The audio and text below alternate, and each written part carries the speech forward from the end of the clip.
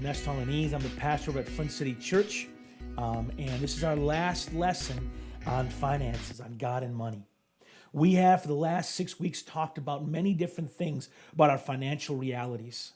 One of the goals of our study has been to see God's view of finances. But another view, one of my goals has also been, it is my heart for you watching this, take a step into financial health.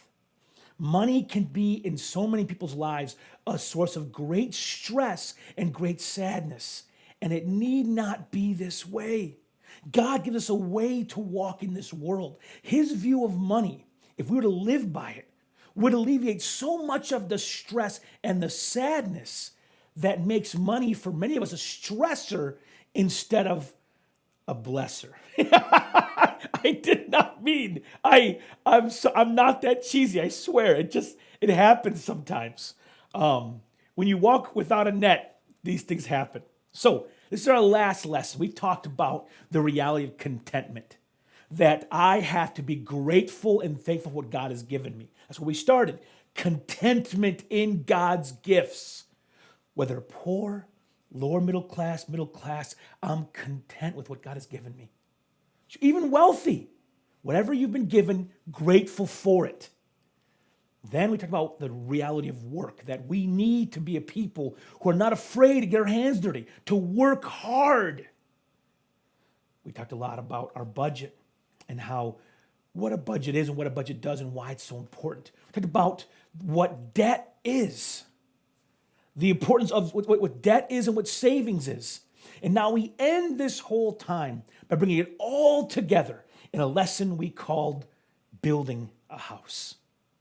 We want to take all these lessons and really give you some practical steps on how to take some first steps in your financial future. Again, this whole time I've been putting this on YouTube, I've not asked you for $1. There's no give money at this address. The goal of this is not to make money for me or for the church I pastor. My only goal is to help God's people to be better stewards of the gifts God has given them. So what are our first steps? We go back to a passage that I love, Luke chapter 14. We started here at the beginning of our journey. It says this in verse 25 of Luke 14. Now great crowds accompanied Jesus, and he turned to them and said, if anyone comes to me, does not hate his own father and mother and wife and children and brothers and sisters, yes, and even his own life, he cannot be my disciple. Whoever does not bear his own cross and come after me cannot be my disciple. For which of you, desiring to build a tower, does not first sit down and count the cost, whether he has enough to complete it? Otherwise, when he has laid a foundation and is not able to finish, all who see it begin to mock him, saying, this man began to build and was not able to finish. Or what king going out to encounter another king in war will not sit down first and deliberate whether he is able with 10,000 to meet him who comes against him with 20,000? And if not, while the other is yet a great way off, he sends a delegation and asks for terms of peace. So therefore, any one of you who does not renounce all that he has cannot be my disciple. So Christ is speaking about the cost of discipleship in this passage. And his language is, he's basically saying to people, listen, if you want to be with me, if you want to roll with me, you better think about it. Before you sign this contract, before you take this step, before you say all these big words, know what you're talking about. I mean, Christ later on will say to a group of would-be followers, he says, you really want to come with me? You really want to come with me? I mean, foxes have dens and birds have nests, but the Son of Man has no place to lay his head. He's saying, if you want to roll with me, just know I ain't rich. And if you're going to be with me, we're probably going to be homeless together, walking on streets, sleeping on the hard ground together. If you want to walk with me, this is the path we're going to walk together. And Christ says, count that cost. And he uses in this teaching to make people stop and think, he uses as an illustration a financial principle of counting the cost. building a tower and counting the cost. And we talked about during our budget lesson how we need to count the cost. We need to know how much money we make and how much money we spend and create a margin in that budget. But I want to end this talk, this series, by asking the question, what tower are you building? I assume you're a disciple of Jesus Christ. You want to follow Christ. You want to honor Christ. You want to invest in his kingdom and his work. I assume those are, if you're watching this video, listen, the financial principles I put forth in this, they're only valuable. They are only valuable if you love Jesus. If you don't love Jesus, why would you do these things? You wouldn't do these things. So, let's go ahead and ask the question, what kind of tower are you trying to build? What are your financial goals? We want to take all this teaching and bring it together and take some steps forward. Because if you don't know the kind of tower you're trying to build, how can you count the cost? How can you build a budget if you don't know where you're going?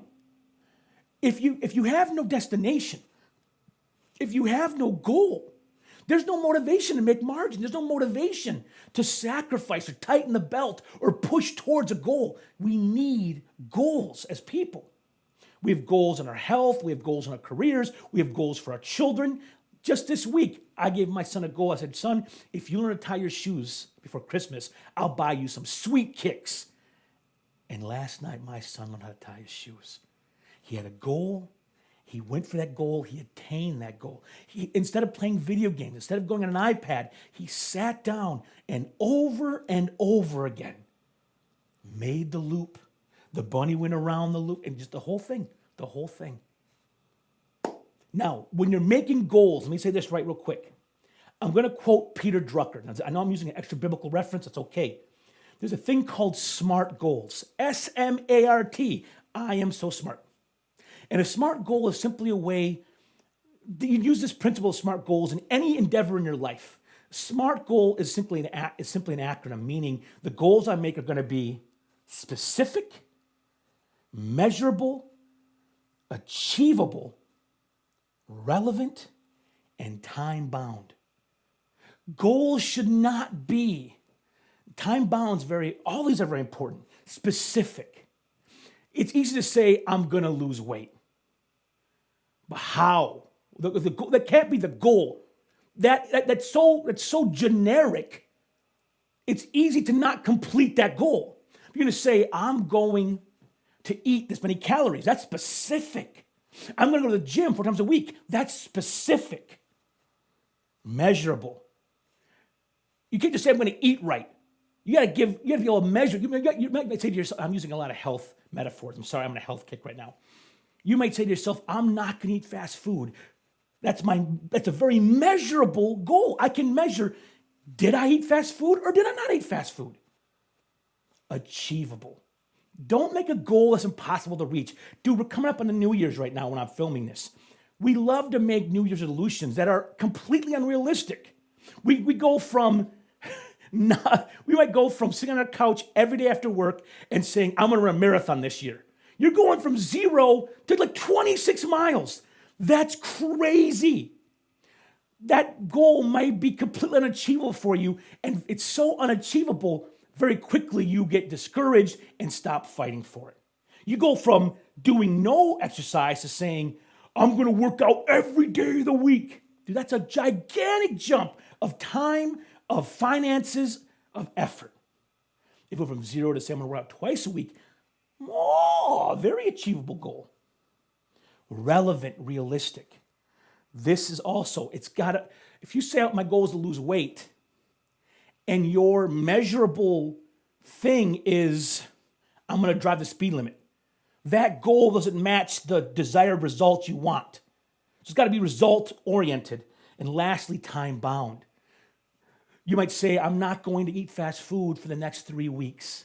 It's specific, it's measurable, it's achievable, it's very relevant to the goal, and it's 3 weeks you can say, did I do well or not do well? Smart goal setting for you. Now, what are some smart goals you can set for your financial future? First, I did not do this, and I wish I had. I learned this principle much later. This comes really from Dave Ramsey's teaching on his financial money make or financial health university thing, financial peace university. Forgive me, it's that guy, okay? He says the first step of anyone in bad financial situations is to set up a $1,000 emergency fund, $1,000 in savings. That's it. He says his first goal is that. But I'm going to take one step before him. You know what? Our first step as believers in Christ, get your giving in place.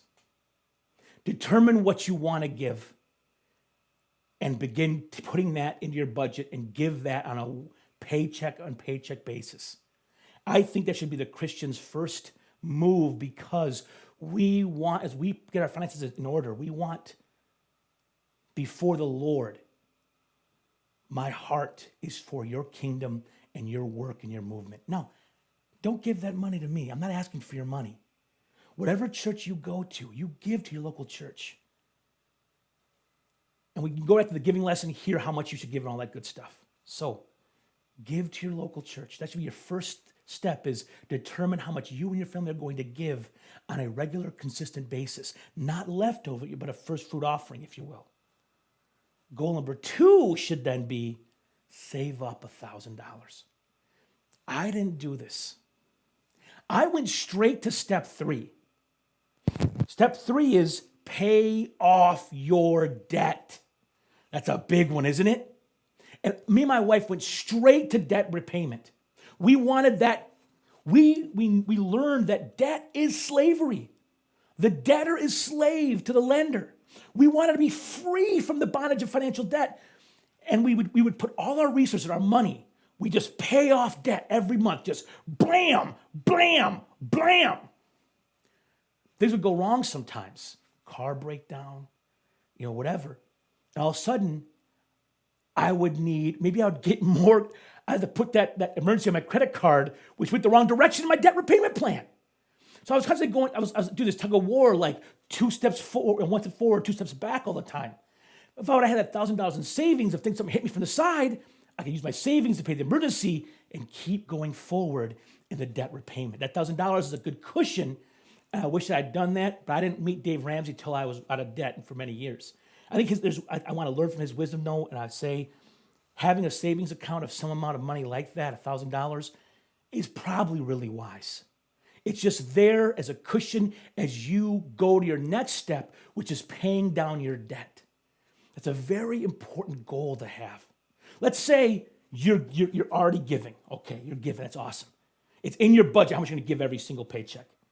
Let's say you've got $1,000. You don't have $1,000 saved.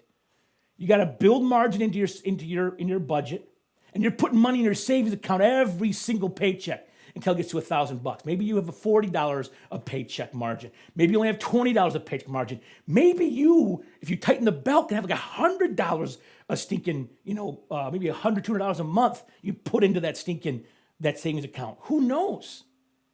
But you work that budget, you make that goal, and you get to that goal. The giving goal is easy. Just how much am I going to give every stinking paycheck? And you mark it and you live by it. Then you go to I'm going to save up money. You put money aside every paycheck into that savings account, and you don't touch it. That's not for stinking vacation. That is for a savings to have as you go to your next goal, which is paying off debt. So let's say I'm giving to the Lord. I have some money in a savings account. That's my cushion, my emergency stinking parachute. Now I go to debt. How much debt do you got? Write it all down. I have 4 credit cards. I have a car payment. I owe money on a car loan. I have college debt. My mortgage. We'll keep the mortgage out of it for now. The mortgage, they call that secured debt. We want to kill all unsecured debt. Okay? Car loan, the interest you're paying on that is so awful. You want that out of your head. Credit card debt is the worst kind of debt. You want that off your stinking head. You want the Best Buy card. You want the Neiman Marcus card. You want those guys gone, baby, gone. Write it all down. You have all these numbers ahead of you. We had like 3 credit cards, and we had college debt. Now, what we did to maximize our margin, to maximize how much we would pay towards debt, towards credit card debt, we called our lowest APR, which was our college loan. We called up Sally Mae and said, "Excuse me, Sally Mae, you guys are so nice and awesome. We're financially not doing too good. Can we have a year of time with a lower payment?" And they gave us a year and halved our payment. We went from paying like $160 a month to paying like $80 a month. The other $80 I cleared up for that month, I now had to knock down credit card debt. What we did, we chose our smallest credit card. For all I was just paying this minimum, that minimum, that minimum. Paid everybody a little bit, so no one's getting much of anything. So when I got the extra money in my hand, I used to pay a little extra on this guy, a little extra on this guy, a little extra on this guy, and the needle barely moved on any of those 3 fronts. So I said, I'm going minimums on these guys, and this smallest one I got over here, I'm going to put all my power against him. I'm going to beat that dude up first. And my wife and I tightened the belt of our budget, put some margin into our stinking life, cut off the internet, cut out some of that fast food we were eating, and we paid down that credit card debt. Taxes went to credit cards. Any gifts we received for holidays, and we put most of it to our credit cards. And we, within like 4 or 5 months, got on the first card. And it was this happy feeling like, oh, we're free. Get off me, credit card. Then all that money we were paying on that credit card, and we rolled that all to the next guy. We're paying his minimum, and all the money from the first dude falls on guy number 2. And we start beating his face in. And then that gets paid down in like 7 months for us. And then it falls down, and all that we paid for those 2 cards, plus the extra margin, fell on the 3rd card. And we paid that down in like 6 months. In a year and a half, like all our credit cards were gone. And then we took all the money from all 3 minimums and all the money we were paying extra, started paying down the college debt. And we paid down that. And college debt was a big number. It was like $15,000, $20,000. Paid it down in like 3 years. And I was making junk money, and we paid it down. It was a time, we had time-bound goals. We're like, we want to pay this credit card off in these many months. We had goals, and we met our goals. Maybe a month off sometimes, but we were fighting for those goals. We built our budget based on what we wanted to accomplish. The goals gave us, we knew where we were going. We knew, I want to accomplish this, and so I'm going to sacrifice to get across that finish line. Now, let's say you accomplish these goals. You give generously.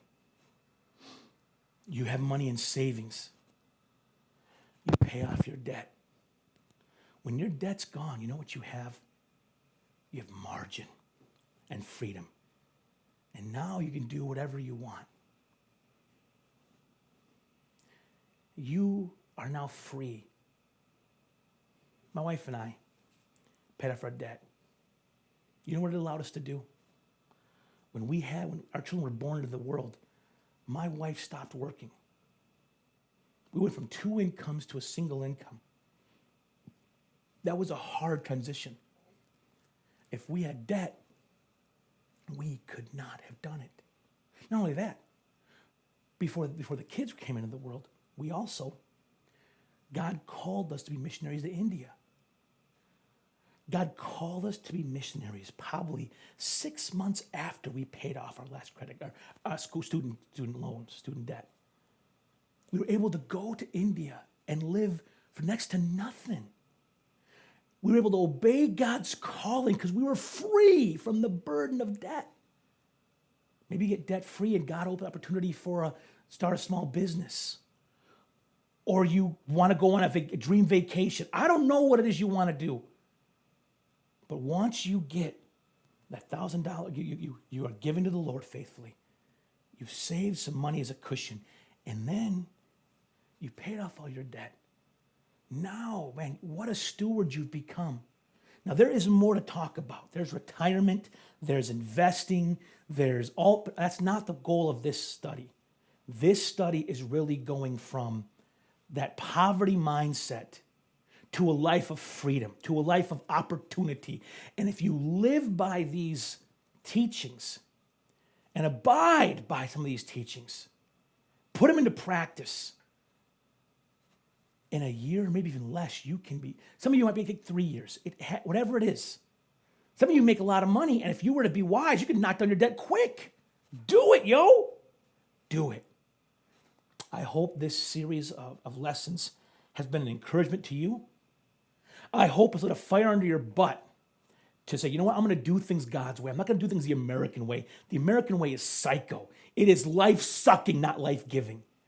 I don't want to live in fear of money anymore.